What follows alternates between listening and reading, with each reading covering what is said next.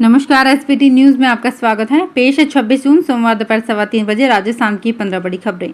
इस news bulletin के प्रायोजक हैं विनी केक एंड मोर। सबसे पहले एक नजर डालते हैं आज के हेडलाइंस पर। भारत लौटते ही पीएम मोदी ने मांगा हर अपडेट, फाइलें लेकर पहुंचे शाह। कानून मंत्री बोले लॉ कमीशन की रिपोर्ट आने पर होगा समान नागरिक संहिता पर निर्णय। फिर रद्द हुआ प्रधानमंत्री मोदी का रोड शो। जोशी ने लंदन में दिया अपनी जड़ों से जुड़े रहने का संदेश। और राजस्थान भाजपा में नहीं थम रही गुटबाजी। और अब खबरें विस्तार से। विदेश दौरे से लौटते ही प्रधानमंत्री नरेंद्र मोदी ने घर के हालात जाने। केंद्रीय गृह मंत्री अमित शाह सोमवार को सुबह सुबह पीएम आवास पहुंचे। मणिपुर में हिंसा के चलते हाल बेहद खराब हैं। शाह ने पीएम को ताज़ा हालात की जानकारी दी। मणिपुर की स्थिति को देखते हुए इंटरनेट पर बैन को 30 जून तक बढ़ा दिया गया है। मणिपुर के सीएम एन बीरेन सिंह ने रविवार को दिल्ली में गृह मंत्री अमित शाह को मणिपुर की स्थिति की जानकारी दी। सिंह ने कहा कि राज्य और केंद्र सरकारें हिंसा को कंट्रोल करने में सक्षम हैं। गृह मंत्री ने आश्वासन दिया कि केंद्र मणिपुर में शांति वापस लाने के लिए हर संभव कदम उठाएगी। हरियाणा के रोहतक जिले में गौरवशाली भारत रैली को संबोधित करने पहुंचे केंद्रीय कानून मंत्री डॉक्टर अर्जुन राम मेघवाल ने समान नागरिक संहिता पर अपनी प्रतिक्रिया दी है।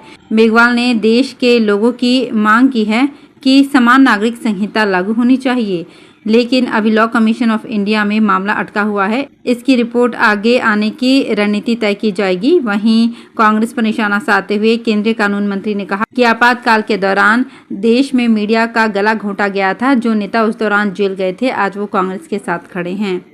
प्रधानमंत्री नरेंद्र मोदी का 27 जून को भोपाल में होने वाला रोड शो एक बार फिर कैंसिल हो गया है।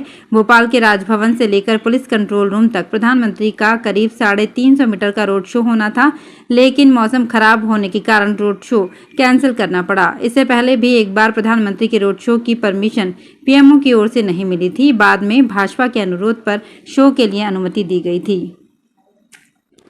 राजस्थान विधानसभा अध्यक्ष डॉक्टर सीपी जोशी ने लंदन में कहा है कि प्रवासी राजस्थानियों को अपने गांव, शहर, प्रदेश और देश से जुड़े रहना चाहिए। डॉक्टर जोशी रविवार को प्रवासी राजस्थानी के संगठन राजस्थान एसोसिएशन यूके को संबोधित कर रहे थे। उन्होंने कहा कि प्रवासियों पर राजस्थान को गर्व है। राजस्थान भाजपा के प्रदेश अध्यक्ष सीपी जोशी ने साफ कह दिया है कि विधानसभा चुनाव पीएम मोदी के चेहरे पर ही लड़ा जाएगा। मतलब साफ है कि पार्टी मुख्यमंत्री के चेहरे के बिना चुनावी मैदान में उतरेगी। पार्टी के राष्ट्रीय अध्यक्ष जेपी नड्डा के कड़े तेवरों के बावजूद भी गुटबाजी नहीं थमी है। यही वजह है कि पार्टी पीएम मोदी के चेहरे पर चुनाव लड़ने की बात कह रही है। राजस्थान में वसुंधरा राजे समर्थक लंबे समय से राजे को ही सीएम फेस घोषित करने की मांग करते रहे हैं। विभिन्न धड़ों में बंटे पार्टी के नेता इशारों में एक दूसरे पर जमकर निशाना साधते रहे हैं। राजस्थान में विधानसभा चुनाव 2023 के अंत में है। बीजेपी नेताओं की आज सत्ता विरोधी लहर पर टिकी हुई है। यही वजह है कि गहलोत सरकार को घेरने के लिए जेपी नड्डा 29 जून को भरतपुर के दौरे पर आ रहे हैं। आपको बता दें कि विधानसभा चुनाव 2018 में भरतपुर में बीजेपी को करारी हार का सामना करना पड़ा था। इससे पहले भी जेपी नड्डा राजस्थान के दौरे पर आते रहे हैं, लेकिन इसके बावजूद गुटबाजी थमने का नाम नहीं ले रही है। जयपुर की खुली जेल में मारपीट का मामला सामने आया है। मालपुरा गेट थाना पुलिस ने कैदियों के बीच हुई आपसी मारपीट के बीच एफआईआर दर्ज की है।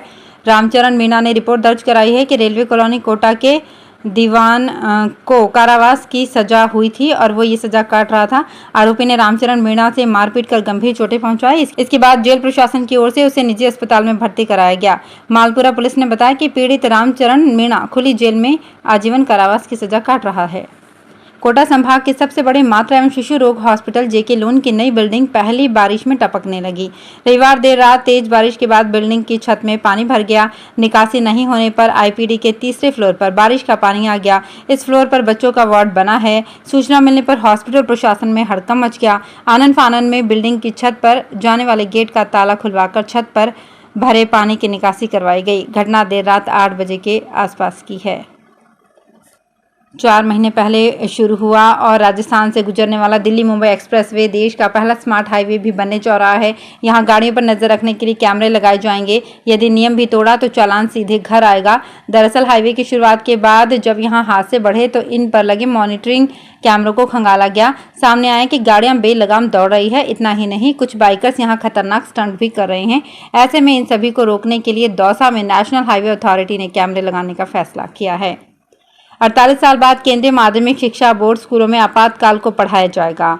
सत्र 2023-24 में 12वीं कक्षा के विद्यार्थी राजनीति विज्ञान में न केवल आपातकाल के पूरे घटनाक्रम को जानेंगे, राष्ट्रीय शैक्षिक अनुसंधान और प्रशिक्षण परिषद 12वीं कक्षा की राजनीति विज्ञान की किताब politics in India since independence के chapter 6 the crisis of democratic order में आपातकाल को लेकर विस्तृत जानकारी दी। राजस्थान में भी NCERT की पुस्तकों से ही पढ़ाया जाएगा। राजस्थान लोक सेवा आयोग की कॉलेज शिक्षा विभाग में जारी की गई 1913 सहायक आचार्यों की भर्ती पर विवाद शुरू हो गया है। चुनावी साल में जल्दबाजी के कारण भर्ती UGC के पुराने अधिनियम से निकाल दी, जबकि भर्ती को नए अधिनियम से पूरी कराने की कवायद चल रही थी। उच्च शिक्षा विभाग ने भी UGC अधिनियम 2018 से भर्ती निकालने की सिफारिश RPSC को की थी। प्रक्रिया में देरी होने, कॉलेजों में रिक्त पदों को जल्दी भरने और चुनावी साल के कारण भर्ती को पुराने ही अधिनियम से निकाल दिया गया। राजस्थान के सिविल सेवा समेत अन्य प्रतियोगी परीक्षा की तैयारी करने वाले युवाओं को देश की राजधानी में एक ही छत के नीचे हॉस्टल, लाइब्रेरी और सुविधा केंद्र उपलब्ध होगा। राजस्थान सरकार जल्द ही उदयपुर हाउस में नेहरू युवा ट्रांजिट हॉस्टल का निर्माण शुरू कराने जा रही है, जिसकी लागत करीब 256 करोड़ 91 लाख रुपए है। राजस्थान से बड़ी संख्या में युवा प्रतियोगी परीक्षा की तैयारी के लिए दिल्ली आते हैं। उन्हें महंगी दरों पर कमरे किराए पर लेकर रहना पड़ता है। राजस्थान सरकार ने युवाओं की समस्या की ओर ध्यान देकर युवा हॉस्टल बनाने का निर्णय किया है। इसमें 250 युवा और 250 युवतियों के लिए अलग अलग हॉस्टल बनाया जाएगा। राजस्थान की राजधानी के विकास को गति मिले, इसके लिए सरकार ने 2 नगर निगम बनाए, लेकिन पिछले 2.5 साल में शहर में कितने विकास के काम हुए और दोनों नगर निगमों की क्या कार्यप्रणाली रही, इसकी कोई जिम्मेदारी तय नहीं हो पाई।